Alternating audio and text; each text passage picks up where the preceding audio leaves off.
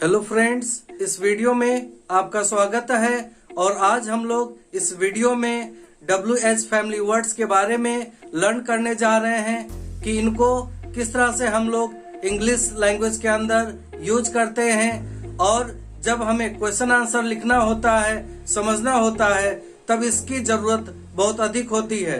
तो इसको हम लोग अगर नहीं सीखते हैं, नहीं लर्न करते हैं, तो हम लोग को आंसरिंग करने में बहुत ही डिफिकल्टी होगी, या जो क्वेश्चन आंसर लिखा हुआ है उनको समझने में बहुत ही प्रॉब्लम क्रिएट होता है। इसलिए आज हम लोग इस वीडियो में WH वर्ड्स के बारे में लर्न करने जा रहे हैं। तो लेट्स स्टार्ट आवर टॉपिक।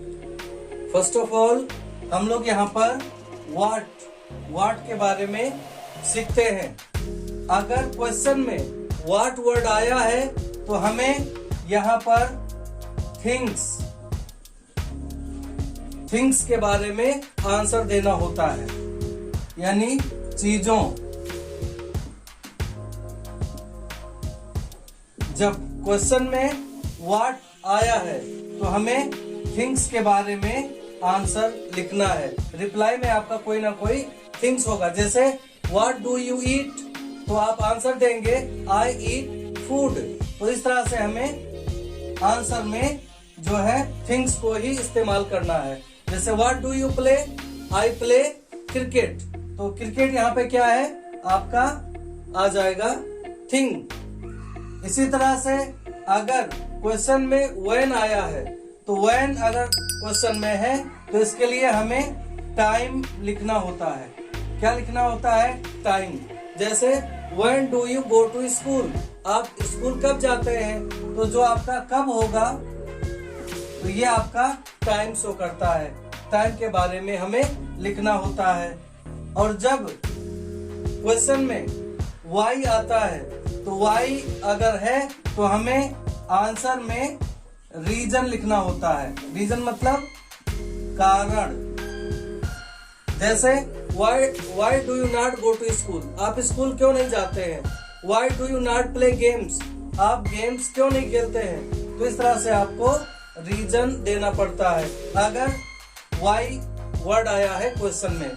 और इसी तरह से अगर क्वेश्चन में which वर्ड आया है तो इसके लिए हमें चॉइस के बारे में बताना होता है। यानी हमें कोई चीजें हैं उनमें से हमें चूज करना होता है, चॉइस करना होता है। जैसे which is your favourite game, तो आप बोलेंगे, जैसे आप बोल सकते हैं क्रिकेट। तो क्रिकेट जैसे गेम्स तो बहुत सारे होते हैं, लेकिन जो आपका चॉइस आया वो आया क्रिकेट। तो इस तरह से हम लोग विच क्वेश्चन से रिलेटेड जो आंसर देना होता है उसमें हमें चॉइस अपनी पसंद को शो करते हैं, रिप्लाई में लिखते हैं। और अगर क्वेश्चन में वेयर आया है तो वेयर अगर आया है क्वेश्चन में तो हमें किसी प्लेस के बारे में आंसर लिखना है, आंसर देना है। जैसे वेयर डू यू लिव, आप कहाँ रहते हैं, तो आप बोलेंगे कि I live in Krishna Nagar, I live in बढ़नी। तो इस तरह से आप प्लेस के बारे में लिखेंगे। जैसे जगह, या आप स्थान भी बोल सकते हैं। तो हमें प्लेस के बारे में लिखना होता है अगर क्वेश्चन में वेयर आया है तो। इसी तरह से अगर क्वेश्चन में हु आया है तो हमें किसी पर्सन के बारे में आंसर लिखना होता है या देना होता है। पर्सन यानी व्यक्ति, किसी व्यक्ति के बारे में हमें किसी व्यक्ति के बारे में आंसर देना होता है। यानी डूअर, डूअर मतलब करने वाला। डूअर मतलब क्या होता है, करने वाला, यानी कर्ता। तो अगर क्वेश्चन में हु आया है तो हमें किसी पर्सन के बारे में लिखना होता है, आंसर देना होता है। और इसको हम लोग डूअर कहते हैं, करने वाला, और इसको हम लोग कर्ता भी बोल सकते हैं। अगर क्वेश्चन में हुज वर्ड आया है तो अगर हुज वर्ड आया है तो हमें ओनर के बारे में बताना है। इसके बारे में बताना है ओनर। ओनर मतलब मालिक। जैसे हुज दिस बुक, तो ये बुक किसका है, Who's this marker, This is mine। तो इस तरह से हमें ओनर के बारे में बताना होता है कि जो थिंग है वो किससे रिलेटेड है, यानी वो किसका है। तो इसी चीज को हम लोग आंसर में रिप्लाई करते हैं ओनर के बारे में, मालिक के बारे में, जो उसका रियल प्रोप्राइटर है। ठीक है।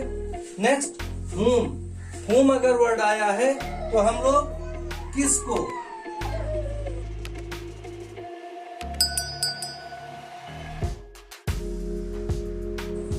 के बारे में हम लोग आंसर देते हैं, यानी कि कंसर्न